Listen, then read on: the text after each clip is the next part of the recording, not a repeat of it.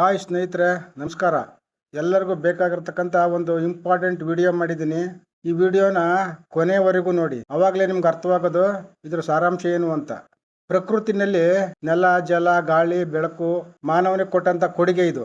So ಇದು ನಾವು ಹೇಳ್ದಂಗೆ ಕೇಳಲ್ಲ. ಇದು ಅವು ಹೇಗಿರ್ತೈತೆ ಪ್ರಕೃತಿ ಹಾಗೆ ನಾವು ಇರಬೇಕಾಗ್ತೈತೆ. ಸೊ ಆದ್ರಿಂದ ಇದರಲ್ಲಿ ಅತಿ ಮುಖ್ಯವಾಗಿರ್ತಕ್ಕಂಥದ್ದು, ಎಲ್ಲವೂ ಮುಖ್ಯವಾಗಿದೆ, ಅದರಲ್ಲಿ ಅತಿ ಮುಖ್ಯವಾಗಿರ್ತಕ್ಕಂಥದ್ದು ನೀರು.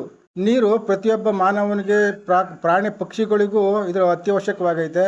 ಸೊ ಈ ಪ್ರಪಂಚದಲ್ಲಿ 100% ನೀರಿದೆ ಅಂದರೆ ಅದರಲ್ಲಿ 3% ಸಿಹಿ ನೀರಿರೋದು, ಕುಡಿಲಿಕ್ಕೆ ಯೋಗ್ಯವಾಗಿರ್ತಕ್ಕಂಥ ನೀರು ಅಂದರೆ 3%. ಇನ್ನು ಉಳಿದ 97% ಉಪ್ಪು ನೀರಿನಿಂದ ಕೂಡೈತೆ. ಆ 3% ನೀರನ್ನು ನಾವು ತುಂಬ ಜಾಗರೂಕವಾಗಿ ಬಳಸ್ಕೋಬೇಕಾಗ್ತದೆ. ಸೊ ಪ್ರತಿಯೊಬ್ಬರ ಮನೆಗೂ ನೀರಿನ ಅತ್ಯವಶ್ಯಕತೆ ತುಂಬ ಬೇಕಾಗಿದೆ. ಜಗತ್ತಿನಲ್ಲಿ ನೀರಿಗೋಸ್ಕರ ಇವಾಗ ಜಗಳ, ಹೊಡೆದಾಟಗಳನ್ನು ನಾವೆಲ್ಲ ನೋಡ್ತಾ ಇದ್ದೀವಿ. ಇದಕ್ಕೆ ಕಾರಣ ಏನಪ್ಪ ಅಂತಂದರೆ ಸರಿಯಾದ ಸಮಯಕ್ಕೆ ಮಳೆ ಆಗ್ತಾ ಇಲ್ಲ. ಮಳೆ ಆಗಲಿಲ್ಲ ಅಂತ ಅಂದರೆ ಗ್ರೌಂಡ್ ವಾಟರ್ ಕಡಿಮೆ ಆಗ್ತಾ ಬರ್ತೈತೆ.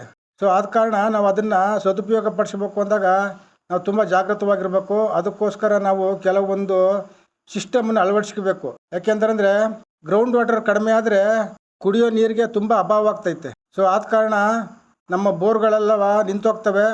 ಸೊ ಸರಿಯಾಗಿ ನಮಗೆ ನೀರು ಸಿಗೋದಿಲ್ಲ. ಒಂದು ವಾರಕ್ಕಾಗುವಷ್ಟು ಹಿಡಿದಿಟ್ಕೋಬೇಕು. ಅದಕ್ಕೋಸ್ಕರ ನಾವು ಏನು ಮಾಡಬೇಕು ಇದೆಲ್ಲವನ್ನು ನಿಮಗೆ ಡೀಟೇಲ್ಸಾಗಿ ಹೇಳ್ತೀನಿ, ಬನ್ನಿ ನೋಡೋಣ. ಮೊದಲೆಲ್ಲ ಪಟ್ಟಣದಲ್ಲಿ ನೀರಿಗೆ ಅಭಾವ ಬರ್ತಾಯಿತ್ತು. ಇವತ್ತು ಗ್ರಾಮೀಣ ಮಟ್ಟದಲ್ಲೂ ನೀರಿಗೆ ಅಭಾವ ಆಗ್ತೈತೆ. ಇವಾಗ ಸಿಟಿನಲ್ಲಿ ನೀರನ್ನು ದುಡ್ಡು ಕೊಟ್ಟು ಕೊಂಡ್ಕೊಳ್ತಾ ಇದ್ರು ಕುಡಿಲಿಕ್ಕೋಸ್ಕರ. ಹಳ್ಳಿನಲ್ಲೂ ಗ್ರಾಮೀಣ ಮಟ್ಟದಲ್ಲೂ ದುಡ್ಡು ಕೊಟ್ಟು ಕೊಂಡ್ಕೊಳ್ಳುವಂಥ ಸ್ಥಿತಿ ಬಂದೈತೆ. ಸೊ ಅದನ್ನೇನು 1 ಲೀಟ್ರ್ 2 ಲೀಟ್ರ್ ಅಂತ ಆಗೋದಿಲ್ಲ. ಒಂದು ಮನೆಗೆ ಬೇಕು ಅಂತ ಅಂದರೆ ಕಡಿಮೆ ಅಂತ ಅಂದರೆ ಒಂದು ವಾರಕ್ಕೆ 5,000 ಲೀಟ್ರ್ ನೀರು ಬೇಕು. ಸೊ ಅದಕ್ಕೋಸ್ಕರ ನಾವೇನು ಮಾಡ್ಕೋಬೇಕು, ಒಂದು ಸಂಪಿನ ಅವಶ್ಯಕತೆ ಇದೆ. ಆ ಸಂಪು ಇವತ್ತಿನ ಪ್ರತಿಯೊಬ್ಬ ಮನೆಗೂ ಬೇಕಾಗೈತೆ. ಸೊ ಆದ್ದರಿಂದ ಆ ಸಂಪನ್ನು ಎಲ್ಲಿ ಕಟ್ಟಬೇಕು, ಹೇಗೆ ಕಟ್ಟಬೇಕು, ಅದ್ರದ್ದು ಯಾವ್ಯಾವ ಪ್ರೊಸೀಜರ್ ಇರ್ತೈತೆ, ಸೊ ಎಲ್ಲ ಡೀಟೇಲ್ಸ್ ನಿಮ್ಗೆ ಹೇಳ್ತೀನಿ ಸ್ನೇಹಿತರೆ. ಸಂಪನ್ನು ನೀವೆಲ್ಲಾದರೂ ನಿರ್ಮಾಣ ಮಾಡ್ಕೊಳ್ಳಿ, ಆದರೆ ಅಕ್ಕಪಕ್ಕದಲ್ಲಿ ಒಂದು 20 ಅಡಿಯಿಂದ ಒಳಗಡೆ ಯಾವುದೇ ದೊಡ್ಡ ದೊಡ್ಡ ಮರಗಳು ಇರಬಾರ್ದು. ಅದರ ಆ ರೀತಿ ಮರ ಇದ್ದರೆ ಅದ್ರ ಬೇರು ಸಂಪತ್ರಕ್ಕೆ ಬರ್ತೈತೆ. ಆಗ ಸಂಪಲ್ಲಿ ಕ್ರಾಕನ್ನ ಅದೇ ಸೃಷ್ಟಿ ಮಾಡುತ್ತೆ. ಸಂಪನ್ನ ನಮ್ಮ ಮನೆಯ ಮುಂಭಾಗದಲ್ಲಿ ಕಟ್ತೀವಿ. ಅದು ಸಾಮಾನ್ಯವಾಗಿ ಎಲ್ಲರೂ ಅಲ್ಲೇ ಮಾಡೋದು. ಒಂದು ಮನೆಯಲ್ಲಿ 6 ಜನ ಇದ್ದೀವಿ ಅಂತ ತಿಳ್ಕೊಳ್ಳಿ.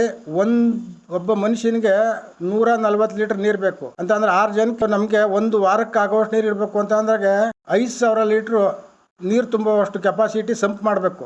ಎಷ್ಟಾಗಲ್ಲ, ಎಷ್ಟು ಉದ್ದ ತೆಗಿಬೇಕು ಅಂದರೆ 8 ಅಡಿ ಉದ್ದ ತಗೊಳ್ಳಿ, 5 ಅಡಿ ಅಗಲ ತಗೊಳ್ಳಿ, 5 ಅಡಿ ಆಳ ತಗೊಳ್ಳಿ. ಸೊ ಅವಾಗ ನಿಮಗೆ 5,600 ಲೀಟ್ರ್ ಹಿಡಿಯುವಷ್ಟು ಟ್ಯಾಂಕ್ ಸೃಷ್ಟಿ ಆಗ್ತೈತೆ. ನೀವು ಇದನ್ನ ಮಣ್ಣು ತೆಗಿಬೇಕಾದಾಗ 2 ಅಡಿ ಎಕ್ಸ್ಟ್ರಾ ತಗೊಳ್ಳಿ. ಯಾಕೆಂದಾಗ ಅದನ್ನ ಕೆಲಸ ಮಾಡಲಿಕ್ಕೆ ಸ್ಪೇಸ್ ಬೇಕು. ಹೊರಗಡೆ ಪ್ಲಾಸ್ಟಿಂಗ್ ಮಾಡೋಕ್ಕಾಗಲಿ ಏನಾದರೂ ಮಾಡೋಕ್ಕಾದ್ರೂ ಜಾಗ ಬೇಕಾಗ್ತದೆ. ಆದ್ರಿಂದ ಆ 8 ಅಡಿ ಬದಲು 10 ಅಡಿ ತಗೊಳ್ಳಿ, 5 ಅಡಿ ಬದಲು 7 ಅಡಿ ತಗೊಳ್ಳಿ. ಸೊ ಆಳನೂ ಅಷ್ಟೇ ಒಂದು ಅರ್ಧ ಅಡಿ ಹೆಚ್ಚಿಗೆ ತಗೊಳ್ಳಿ. ಇದು ಎಕ್ಸ್ಕವೇಷನ್ ಆದ್ಮೇಲೆ ನೀಟಾಗಿ ಎಲ್ಲಾನು ಡ್ರೆಸ್ಸಿಂಗ್ ಮಾಡ್ಕೊಳ್ಳಿ. ಡ್ರೆಸ್ಸಿಂಗ್ ಮಾಡ್ಕೊಂಡು ಆ 40 mm ಜೆಲ್ಲಿನ ಹಾಕಿ ಒಂದು ಲೇಯರ್ ಮಾಡ್ಕೊಳ್ಳಿ. ಅದು ಒಂದು 3 ಇಂಚು ಅಷ್ಟು ದಪ್ಪ ಇರ್ತದೆ. ಅಷ್ಟು ದಪ್ಪ ಬಂದ್ರೆ ಅದನ್ನ ಒಂದು ದಪ್ಪ ಜೆಲ್ಲಿ ಕಾಂಕ್ರೀಟನ್ನ ಒಂದು 4 ದಿನ ಕ್ಯೂರಿಂಗ್ ಮಾಡಿ ಆದ್ಮೇಲೆ 20 mm ಜೆಲ್ಲಿ ಬರ್ತದಲ್ಲ ಅದನ್ನ ಕಾಂಕ್ರೀಟ್ ಮಾಡ್ಕೊಳ್ಳಿ. ಕಾಂಕ್ರೀಟ್ ಪ್ರಪೋರ್ಷನ್ ಏನಪ್ಪ ಅಂತಂದರೆ 1 ಮೂಟೆ ಸಿಮೆಂಟು, 3 ಮೂಟೆ ಸ್ಯಾಂಡು, 2 ಮೂಟೆ ಜೆಲ್ಲಿ. ಸೊ ಆ ಸೈಜ್ ಅದೇ ಪ್ರಪೋರ್ಷನ್ನಲ್ಲಿ ಮಿಕ್ಸ್ ಮಾಡ್ಕೊಂಡು ಒಂದು 4 ಇಂಚು ಕಾಂಕ್ರೀಟ್ ಹಾಕೊಳ್ಳಿ. ಆ ಕಾಂಕ್ರೀಟ್ ಹಾಕೋದ್ಕಿಂತ ಮೊದಲು 4 mm ಮೆಸ್ ಬರ್ತೈತೆ. ಆ ಮೆಸ್ಸನ್ನು ಹಾಕಿ ಅದ್ರ ಮೇಲ್ಗಡೆ ಕಾಂಕ್ರೀಟ್ ಮಾಡಿ. ಸೊ ಅವಾಗ ಒಂಥರ RCC ಥರ ಆಗ್ತೈತೆ. ಅದು ಕ್ರಾಕ್ ಬರೋದಿಲ್ಲ. ಈ ಕಾಂಕ್ರೀಟ್ ಹಾಕ್ಬೇಕಾದ್ರೆ 40 mm ಜೆಲ್ಲಿ ಹಾಕ್ಬೇಕಾದ್ರೂ ಅಷ್ಟೇ, 20 mm ಜೆಲ್ಲಿ ಹಾಕಿ ಕಾಂಕ್ರೀಟ್ ಮಾಡಬೇಕಾದ್ರೂ ಅಷ್ಟೇ. ಪೂರ್ತಿ ನಿಮ್ದು ಎಷ್ಟು ಎಕ್ಸ್ಕವೇಷನ್ ಭೂಮಿ ಕೆಳಗಡೆ ನೀವು ತೆಗೆದಿರ್ತಾರೋ ಅಷ್ಟು ಪೂರ್ತಿ ಹಾಕೊಳ್ಳಿ. ನಂತರ ಈ ಸಂಪ್ ಮಾಡಬೇಕಾದಾಗ ಬ್ರಿಕ್ಸ್, ಕೆಂಪು ಇಟ್ಟಿಗೆ ಇದೆಯಲ್ಲ ಅದರಲ್ಲಿ ಮಾಡಿದ್ರೆ ಒಳ್ಳೇದು. ನೀವು ಸಿಮೆಂಟ್ ಇಟ್ಕೆನಲ್ಲಿ ಮಾಡಿದರೆ ಅದು ಬೇಗ ಕ್ರಾಕ್ ಬರ್ತೈತೆ, ಸ್ವಲ್ಪ ರಿಪೇರಿ ಮಾಡೋದು ಕಷ್ಟವಾಗ್ತೈತೆ. ಸೊ ಕೆಂಪು ಇಟ್ಟಿಗೆ ಆದರೆ ಕ್ರಾಕ್ ಬರೋದಿಲ್ಲ ಬೇಗ ಅದು. ಸೊ ಅದನ್ನು ಕೆಂಪಿಟ್ಟಿಗೆನ ನೀವು ತರಬೇಕಾದಾಗ ಚೆನ್ನಾಗಿ ಅದು ಬೆಂದಿರಬೇಕು. ಅಂತಂದರೆ ಫುಲ್ ಬರ್ನ್ ಆಗಿರ್ಬೇಕು. ಅದು ಬರ್ನ್ ಅಂತ ಅಂದರೆ ತುಂಬ ಕೆಂಪಗಾಗಿರ್ಬೇಕು. ಅದೊಂಥರ ಸೌಂಡ್ ಅಂದರೆ ತುಂಬ ಚೆನ್ನಾಗಿ ಬರ್ತೈತೆ, ಚೆನ್ನಾಗಿ ಬೆಂದಿರೋ ಇಟ್ಟಿಗೆ ಅಂತ. ಅದನ್ನು ನೋಡಿ ಆಯ್ಕೆ ಮಾಡಿ ಬನ್ನಿ. ಕೆಲಸ ಮಾಡೋದಕ್ಕಿಂತ ಮೊದಲು ಈ ಇಟ್ಟಿಗೆನ 1 ಗಂಟೆ ಮೊದಲು ಚೆನ್ನಾಗಿ ನೀರು ಹಾಕಿ ಅದಕ್ಕೆ. ಯಾಕೆ ಅಂತಂದರೆ ಅದರಲ್ಲಿ ಆ ಇಟ್ಟಿಗೆ ಏನಾದರೂ ಬೆಂದಿಲ್ಲದೆ ಇದ್ರೆ ಅದೆಲ್ಲ ಅಲ್ಲೇ ಕರಗೋಗ್ತೈತೆ. ಸೊ ಅಂಥವನ್ನ ತೆಗೆದುಹಾಕಿ ಚೆನ್ನಾಗಿ ಯಾವ್ದು ಇರುತ್ತೋ ಅದನ್ನು ಆಯ್ಕೆ ಮಾಡ್ಕೊಂಡು ಕೆಳಗಡೆ ಹಾಕಿದ ಕಾಂಕ್ರೀಟು ಎಕ್ಸ್ಟ್ರಾ ಇರಬೇಕು. ಯಾಕೆ ಅಂತ ಅಂದಾಗ ಅದು ಆಫ್ಸೆಟ್ ಇದ್ರೆ ಮಾತ್ರ ಅದು ಏನಾಗ್ತೈತೆ, ಗೋಡೆಗೆ ಅಷ್ಟು ಸಪೋರ್ಟ್ ಸಿಗ್ತೈತೆ. ಆದ್ದರಿಂದ ನಾವು ಇನ್ಸೈಡು ನಾವು ಏನು ಸೈಜ್ ಕೊಟ್ಟಿರ್ತೀವಿ ಆ ಸೈಜನ್ನೇ ಇಟ್ಕೊಳ್ಳಿ ಗೋಡೆಗೆ. ಒಂದು ಬಾಂಡ್ಲಿ ಸಿಮೆಂಟ್ಗೆ 2 ಬಾಂಡ್ಲಿ ಸ್ಯಾಂಡು ಅಂದರೆ ಮರಳು ಹಾಕ್ಬೇಕು. ಆ ಪ್ರಪೋರ್ಷನ್ ಇರಲಿ, ಅದು ಸ್ಟ್ರಾಂಗ್ ಆಗಿರ್ತೈತೆ. ಸೊ ಆ ರೀತಿ ಮಿಕ್ಸ್ ಮಾಡ್ಕೊಂಡು ಅದೂ ಸಹ ಅರ್ಧ ಗಂಟೆಗೆ ಎಷ್ಟು ಬೇಕೋ ಅಷ್ಟನ್ನು ಮಾತ್ರ ಮಿಕ್ಸ್ ಮಾಡ್ಕೊಳ್ಳಿ. ಹೆಚ್ಚಿಗೆ ಮಿಕ್ಸ್ ಮಾಡಿದರೆ ಅದು ಬೇಗ ಅದು ಒಣಗಿಬಿಡ್ತೈತೆ, ಆವಾಗ ಬಾಂಡಿಂಗ್ ಆಗೋದಿಲ್ಲ. ಯಾವುದೇ ಇದ್ರೂ ಅಷ್ಟೇ ಅರ್ಧ ಗಂಟೆ ಒಳಗನೆ ಬರೋದು. ಕಾಂಕ್ರೀಟೇ ಆಗಲಿ ಸಿಮೆಂಟೇ ಆಗಲಿ ಅರ್ಧ ಗಂಟೆ ನಂತರ ಅದು ಸೆಟ್ಟಿಂಗ್ ಸ್ಟಾರ್ಟ್ ಆಗ್ತೈತೆ. ಅದರಿಂದ ಅದನ್ನು ಉಪಯೋಗಿಸ್ಬಾರ್ದು. ಆ ಗಾರೆಯವರು ಸ್ವಲ್ಪ ಅನುಭವಸ್ಥರೇ ಆಗಿರಲಿ ಇದಕ್ಕೆ. ಯಾಕೆಂದರೆ ಇದ್ರ ಕೆಲಸ ಸ್ವಲ್ಪ ನೀಟಾಗಿ ಮಾಡಬೇಕು, ಇಲ್ಲಾಂತಂದ್ರೆ ಲೀಕ್ ಆಗ್ತೈತೆ, ಸಂಪು ಕ್ರಾಕ್ ಬರ್ತೈತೆ. ಸೊ ಆದ ಕಾರಣ ಒಂದಿಷ್ಟು ಅನುಭವಸ್ಥರೇ ಆಗಿರೋರು ಗಾರೆಯವ್ರನ್ನ ಕರ್ಕೊಬಂದು ಈ ಕೆಲಸ ಸ್ಟಾರ್ಟ್ ಮಾಡಿ. ಒಂದು ದಿನಕ್ಕೆ 2 ಅಡಿ ಕಟ್ಟಬೇಕು, ಸುತ್ತಲೂ ಕಟ್ಟಬೇಕು. ಅದಕ್ಕೆ ಜಾಯಿಂಟ್ ಕೊಡಬಾರ್ದು. ಅಷ್ಟು ಕಟ್ಟಿ ಮತ್ತೆ ನಿಲ್ಲಿಸಿ ಮತ್ತೆ ಅದು 2 ದಿನ ಕ್ಯೂರಿಂಗ್ ಮಾಡಿ ನೀರು ಹಾಕಿ ಅದಕ್ಕೆ. ಸೊ 2 ದಿನದ ನಂತರ ಮತ್ತೆ 2 ಅಡಿ ಕಟ್ಟಿ ಮತ್ತೆ ಅದನ್ನು 2 ದಿನ ಬಿಟ್ಟು ಕ್ಯೂರಿಂಗ್ ಮಾಡಿ. ಆ ನಂತರ ಇನ್ನು 1 ಅಡಿ ಉಳ್ಕೊಳ್ಳುತ್ತಲ್ಲ ಅದನ್ನು ಇನ್ನೊಂದು ದಿನ ಕಟ್ಟಿ ಅದನ್ನು ಮತ್ತೆ ನೀವು ಕ್ಯೂರಿಂಗ್ ಮಾಡಿ. ಇದೆಲ್ಲವನ್ನು ಸೇರಿಸಿ ಒಂದು 10 ದಿನದಿಂದ 12 ದಿವಸದಾಗ ಕ್ಯೂರಿಂಗ್ ಮಾಡಿ.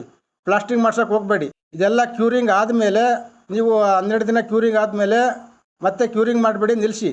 ಅದೊಂದು 3 ದಿವಸ ಒಣಗಬೇಕದು. ಆ ಗೋಡೆ ಪೂರ್ತಿ ಒಣಗಲಿ. ವೆಟ್ನೆಸ್ ಇದ್ದರೆ ಪ್ಲಾಸ್ಟ್ರಿಂಗ್ ಸರಿಯಾಗಿ ಹಿಡಿಯಲ್ಲ. ಅದಕ್ಕೋಸ್ಕರ ಆ ಗೋಡೆ ಒಂದು 3-4 ದಿವಸ ಒಣಗಿಸಿ ನಂತರ ಪ್ಲಾಸ್ಟ್ರಿಂಗ್ ಸ್ಟಾರ್ಟ್ ಮಾಡಬೇಕು. ಆ ಪ್ಲಾಸ್ಟ್ರಿಂಗ್ ಸ್ಟಾರ್ಟ್ ಮಾಡೋದಕ್ಕಿಂತ ಮೊದಲು ನಾವು ಗೋಡೆಗಳಿಗೆ ಮೆಸ್ ಹೊಡ್ಕೊಳ್ಳಿ. ನಮ್ಮ ಚಿಕನ್ ಮೆಶ್ ಬರುತ್ತಲ್ಲ, ಆ ಚಿಕನ್ ಮೆಶ್ಶು ಗೋಡೆ ಫ್ಲೋರಿಂಗು ಎರಡೂ ಸೇರಿಸಿ ಒಂದೇ ಲೇಯರ್ ಬರಲಿ. ಆ ರೀತಿಯಾಗಿ ಮೆಸ್ ಹೊಡಿಸಿ. ಮೆಸ್ಸು ಚೆನ್ನಾಗಿ ಟೈಟಾಗಿ ಮೆಸ್ ಹೊಡಿಸ್ಬೇಕು. ಅಂತ ಅಂದರೆ ನಮ್ದು ಮಳೆ ಇರ್ತೀವಲ್ಲ, ಮಳೆಯಲ್ಲಿ ಚೆನ್ನಾಗಿ ಕಟ್ಟಿ ಟೈಟಾಗಿರಬೇಕು. ಆ ರೀತಿ ಮಾಡಿ ನಂತರ ಪ್ಲಾಸ್ಟ್ರಿಂಗ್ ಮಾಡೋಕ್ಕೆ ಶುರು ಮಾಡಿ. ಪ್ಲಾಸ್ಟ್ರಿಂಗು ಅಷ್ಟೇ, ಒಂದು ಸಿಮೆಂಟು 2 ಸ್ಯಾಂಡು ಇದೇ ರೀತಿ ಈ ಪ್ರಪೋರ್ಷನ್ನಲ್ಲೇ ನೀವು ಮಿಕ್ಸ್ ಮಾಡ್ಕೊಂಡು ಪ್ಲಾಸ್ಟಿಂಗ್ ಸ್ಟಾರ್ಟ್ ಮಾಡಿ. ಪ್ಲಾಸ್ಟಿಂಗ್ ಸ್ಟಾರ್ಟ್ ಮಾಡಿದರೆ ಒಳಗಡೆಗೆ ನಾವು ಪ್ಲಾಸ್ಟಿಂಗ್ ಮಾಡಬೇಕಾದಾಗ ಒಂದೇ ದಿನಕ್ಕೆ ಪೂರ್ತಿ ಪ್ಲಾಸ್ಟಿಂಗ್ ಮುಗಿಬೇಕು. ಪ್ಲಾಸ್ಟ್ರಿಂಗಲ್ಲಿ ನಾವು ಜಾಯಿಂಟ್ ಮಾಡಬಾರ್ದು. ನಂತರ ನೀಟಾಗಿ ಸ್ಮೂತ್ ಫಿನಿಶಿಂಗ್ ಬರೋ ಥರ ಅವನಿಗೆ ಹೇಳಿ, ಅವರು ಸ್ಮೂತ್ ಫಿನಿಶಿಂಗ್ ಮಾಡ್ತಾರೆ. ಆಮೇಲೆ ಒಂದು ಕಡೆ ನಾವು ಎಲ್ಲಿ ಮ್ಯಾನ್ಯುವಲ್ ಬಿಟ್ಕೊತೀವಿ, ಓಪನ್ ಬಿಟ್ಕೊತೀವೋ ಮೇಲ್ಗಡೆ ಆ ಜಾಗದಲ್ಲಿ ಆ ನೀರು ಡೌನ್ಗೆ ಒಂದು ಸ್ಲೋಪ್ ಕೊಡೋಕೆ ಹೇಳಿ. ಅಲ್ಲಿ ಒಂದು 2 ಇಂಚ್ ಸ್ಲೋಪ್ಗಿರಬೇಕು. ಮೇಲಿಂದ ಅಲ್ಲಿಗೆ 2 ಇಂಚ್ ಸ್ಲೋಪ್ ಕೊಡಿ. ಯಾಕೆಂದರೆ ನಾವು ಪಂಪು ಆ ಮೋಟ್ರ್ ಇಡೋದು ಅಲ್ಲೇ. ಸೊ ಎಲ್ಲ ನಮ್ದು ಏನಾದರೂ ಕ್ಲೀನ್ ಮಾಡಬೇಕಾದಾಗ ಆ ಕಡೆಯಿಂದ ಕ್ಲೀನ್ ಮಾಡಿದರೆ ನೀರು ಒಂದು ಕಡೆ ಎಲ್ಲ ಬಂದ್ಕೊಳ್ಳುತ್ತೆ. ನಾವು ಬ್ರಿಕ್ ವರ್ಕ್ ಮಾಡಬೇಕಾದಾಗ 2 ಅಡಿಗೆ ಇಲ್ಲ 3 ಅಡಿಗೆ ಒಂದು ಸ್ಟೆಪ್ ಬರ್ತೈತೆ. ಕಲ್ಲು ಹಾಕಬೇಡಿ, ಸ್ಟೆಪ್ ಅಂತ ಒಂದು ಪ್ಲಾಸ್ಟಿಕ್ದು ಸಿಗುತ್ತೆ, ಸೇರಿಸಿ ಒಂದು ಸಂಪಿಗೆ 2 ಸ್ಟೆಪ್ ಆದರೂ ಸಾಕಾಗ್ತೈತೆ. 2 ಸ್ಟೆಪ್ ಬಿಡಿಸಿ ಆಮೇಲೆ ನಾವು ಪ್ಲಾಸ್ಟಿಂಗ್ ಸ್ಟಾರ್ಟ್ ಮಾಡಬೇಕು. ಸ್ನೇಹಿತರೆ, ಇದನ್ನು ಒಂದು 10 ದಿವಸ ಕ್ಯೂರಿಂಗ್ ಮಾಡಿ. ಆದರೆ ಔಟ್ಸೈಡಲ್ಲಿ ಪ್ಲಾಸ್ಟಿಂಗ್ ಮಾಡಿಸಿ. ಯಾಕೆಂತ ಅಂದಾಗ ಔಟ್ಸೈಡಿಂದ ಹೊರಗಡೆಯಿಂದ ಏನಾದರೂ ನೀರು ಲೀಕ್ ಆದರೆ ಅದು ಒಳಗೆ ಬರೋ ಚಾನ್ಸಸ್ ಬರ್ತೈತೆ. ಯಾಕೆಂದರೆ ಇದು ಏನಾದರೂ ನೀವು ರೋಡ್ ಸೈಡ್ನಲ್ಲಿ ಏನಾದ್ರು ಮಾಡಿದರೆ ಡ್ರೈನೇಜ್ ನೀರು ಒಳಗಡೆ ಬರೋ ಚಾನ್ಸಸ್ ಬರ್ತೈತೆ. ಔಟ್ಸೈಡ್ಗೂ ಪ್ಲಾಸ್ಟಿಂಗ್ ಮಾಡಿಸಿ ಆದಮೇಲೆ ಅದೊಂದು 4-5 ದಿನ ಕ್ಯೂರಿಂಗ್ ಮಾಡಿ.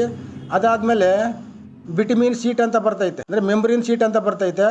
ಆ ಮೆಂಬ್ರಿನ್ ವಾಟರ್ ಪ್ರೂಫಿಂಗ್ ಅಂತ, ಇದನ್ನು ನೀವು ವಾಟರ್ ಪ್ರೂಫಿಂಗ್ ಮಾಡಿಸಿ ಔಟ್ಸೈಡ್ಗೆ. ಆ ಶೀಟ್ ಹಾಕ್ಸಿದ್ರೆ ಅಟ್ಲೀಸ್ಟ್ ಹೊರಗಡೆ ಕ್ರಾಕ್ ಬಂದ್ರೂ ನಮ್ಮ ಪ್ಲಾಸ್ಟರು ಈ ಮೆಂಬ್ರಿನ್ ಶೀಟು ಹೊರಗಡೆ ನೀರು ಬಿಡೋದಿಲ್ಲ.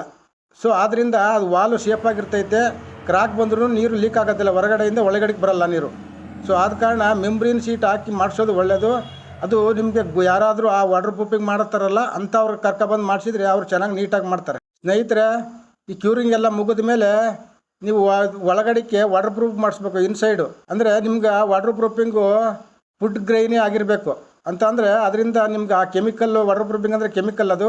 ಸೊ ಅದು ವಾಟರ್ ಪ್ರೂಫ್ ಮಾಡಿ ಆ ನಂತರ ನಾವು ನೀರನ್ನು ಅದಕ್ಕೆ ಲೋಡ್ ಮಾಡಬೇಕು. ಆದ ಕಾರಣ ನೀವು ವಾಟರ್ ಪ್ರೂಫಿಂಗ್ ಮಾಡೋರನ್ನ ಚೆನ್ನಾಗಿ ಗೊತ್ತಿರ್ತಲ್ಲ ಕೆಲಸ, ಅಂಥವ್ರನ್ನ ಕರ್ಕೊಬಂದು ವಾಟರ್ ಪ್ರೂಫ್ ಮಾಡಿಸಿ.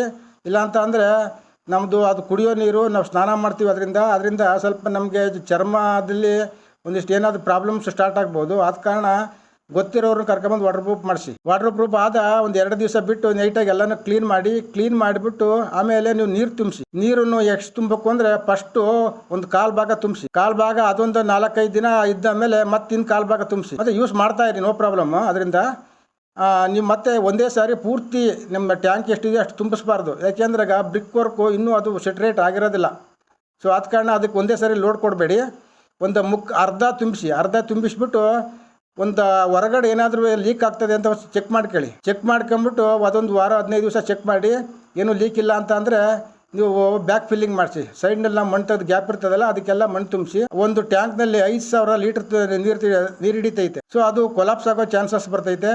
ಆದ್ದರಿಂದ ನೀವು ಸೈಡ್ನಲ್ಲಿ ನಾವು ಮಣ್ಣು ಹಾಕಬೇಕಾದಾಗ ತುಂಬ ಚೆನ್ನಾಗಿ ನೀಟಾಗಿ ಅದು ಅದಿಮಿ ನೀರು ಅದನ್ನ ಮಣ್ಣನ್ನ ಹಾಕ್ಬೇಕು. ಆ ನಂತರ ನೀವು ಮೋಲ್ಡ್ ಹಾಕಿ ಅದ್ರ ಮೇಲ್ಗಡೆ. ಮೋಲ್ಡ್ ಅಂದ್ರೆ ಇವಾಗ ಇಟ್ಟಿಗೆ ಕಟ್ಟಿರೋದು ನಮ್ಮ ಗ್ರೌಂಡ್ ಲೆವೆಲ್ ಕಟ್ಟಿರ್ತೀವಿ. ಸೊ ಅದ್ರದ್ದು ಮೇಲ್ಗಡೆ ಮೋಲ್ಡ್ 4 ಇಂಚು 5 ಇಂಚು ಬರ್ತೈತೆ. ಸೊ ನಿಮ್ಗೆ ಏನಾದ್ರು ಮೇಲ್ಗಡೆ ಅದು ಪಾರ್ಕಿಂಗ್ ಏನಾದ್ರು ಏರಿಯಾದಲ್ಲಿ ಮಾಡಿದ್ರೆ ಅಲ್ಲಿ ಮೇಲೆ ಕಾರ್ಗಳು ಓಡಾಡ್ತಾ ಇದ್ರೆ, ಸೊ ಅದ ಕಾರಣ ನೀವೇನು ಮಾಡಿ ಒಂದು 5 ಇಂಚು ಕಾಂಕ್ರೀಟ್ ಹಾಕಿಳಿದ್ರಿ ಮೇಲ್ಗಡೆ. ಒಂದು ಕಾರ್ನರ್ನಲ್ಲಿ ಮ್ಯಾನ್ವಲ್ ಅಂತ ಅಂದರೆ ಓಪನ್ ಬಿಟ್ಕೊಳ್ಳಿ. ಆ ಓಪನ್ ಬಿಟ್ಟಿರ್ತಾರಲ್ಲ ಆ ಮೋಟ್ರನ್ನ ಅಲ್ಲೇ ಇಡಬೇಕು. ಆ ಪೈಪ್ ತಗೋಬೇಕಾದಾಗ ನೀವು ಆ ಪೈಪು ನಿಮ್ಮ ಮೋಲ್ಡಿಂದ ಪಕ್ಕದಲ್ಲಿ ಕೆಳಗಡೆ ಅಂದರೆ ಗೋಡೆಗೂ ಮೋಲ್ಡ್ಗೂ ಎಲ್ಲಿ ಬರ್ತೈತೋ ಆ ಜಾಯಿಂಟಲ್ಲೇ ಬರಬೇಕು. ಹೊರಗಡೆ ಪೈಪು ಒಳಗಡೆಗೆ ನೀರು ಹೋಗೋದು ಅಷ್ಟೇ, ಹೊರಗಡೆಗೆ ನೀರು ಬರೋದು ಅಷ್ಟೇ. ಮತ್ತು ಕೆಳಗಡೆ ಇಡಬೇಡಿ, ಯಾಕೆ ಅಂದಾಗ ಅಲ್ಲಿ ಲೀಕ್ ಆಗ್ತೈತೆ ನೀರು. ಸೊ ಆದ ಕಾರಣ ಆ ಮೋಲ್ಡ್ ಪಕ್ಕದಲ್ಲೇ ಕೆಳಗಡೆ ಇರಲಿ. ಆ ರೀತಿ ನಿಮಗೆ ಪ್ಲಂಬರ್ಗೆ ಹೇಳಿ ಅಲ್ಲಿ ಕೂರಿಸಿ ಆಮೇಲೆ ಮೋಲ್ಡ್ ಹಾಕಿ. ಆ ಮೋಲ್ಡು ಅಷ್ಟೇ ನಮ್ಮ ನೆಲದಿಂದ ಒಂದು 3 ಇಂಚಿಂದ 4 ಇಂಚು ಹೈಟ್ ಆಗಿರಲಿ. ಕಾರಣ ಏನಪ್ಪ ಅಂತ ಅಂದರೆ ಮಳೆ ನೀರು ಬಿದ್ದಾಗ ನೀರು ಒಳಗಡೆ ಹೋಗಬಾರ್ದು. ಸೊ ಈ ರೀತಿ ಮಾಡೋದ್ರಿಂದ ನಿಮಗೆ ಸಂಪು ಕಡಿಮೆ ಅಂತ ಅಂದರೆ ಒಂದು 10 ವರ್ಷ ಯಾವುದೇ ಪ್ರಾಬ್ಲಮ್ ಬರೋದಿಲ್ಲ. ಸ್ನೇಹಿತರೆ, ಮುಂದಿನ ವಿಡಿಯೋನಲ್ಲಿ ರೈತರಿಗೆ ಅನುಕೂಲವಾಗಲಿ ಅಂತ ರೈತರಿಗೆ ತೋಟದಲ್ಲಿ ಹೊಲ ಗದ್ದೆಗಳಲ್ಲಿ ನೀರಿನ ಸ್ಟೋರೇಜ್ ಮಾಡ್ಕೊಂಡು ಇಟ್ಕೊಳ್ಳಿಕ್ಕೆ ಪಾಂಡ್ ಅಂತ ಒಂದು ನಿರ್ಮಾಣ ಮಾಡ್ತಾರೆ. ಅಂದ್ರೆ ಟ್ಯಾಂಕು, ವಾಟರ್ ಟ್ಯಾಂಕು. ಅದು ಹೇಗಿರಬೇಕು ಅದರ ವಿವರ ಎಲ್ಲ ನಮ್ಗೆ ಮುಂದಿನ ವಿಡಿಯೋದಲ್ಲಿ ಮಾಡಿ ತೋರಿಸ್ತೀನಿ. ಇದ್ರ ಬಗ್ಗೆ ಏನಾದರೂ ನೀವು ಕಾಮೆಂಟ್ ಇದ್ರೆ ನನಗೆ ಕಾಮೆಂಟ್ ಮಾಡಿ ತಿಳಿಸಿ. ವೀಕ್ಷಕರೇ, ನಮ್ಮ ಚಾನಲ್ಗೆ ಸಬ್ಸ್ಕ್ರೈಬ್ ಮಾಡಿ, ಲೈಕ್ ಕೊಟ್ಟು ಇದನ್ನ ಶೇರ್ ಮಾಡಿ, ನಮಗೆ ಸಪೋರ್ಟ್ ಮಾಡಿ. ಇನ್ನು ಒಳ್ಳೊಳ್ಳೆ ವಿಡಿಯೋ ಮಾಡಿ ನಮ್ಮ ಕನ್ಸ್ಟ್ರಕ್ಷನ್ ಬಗ್ಗೆ ಏನೇನು ಬರ್ತೈತೆ ಅವೆಲ್ಲ ವಿಚಾರ ತಿಳಿಸ್ತೀನಿ. ನಮಸ್ಕಾರ.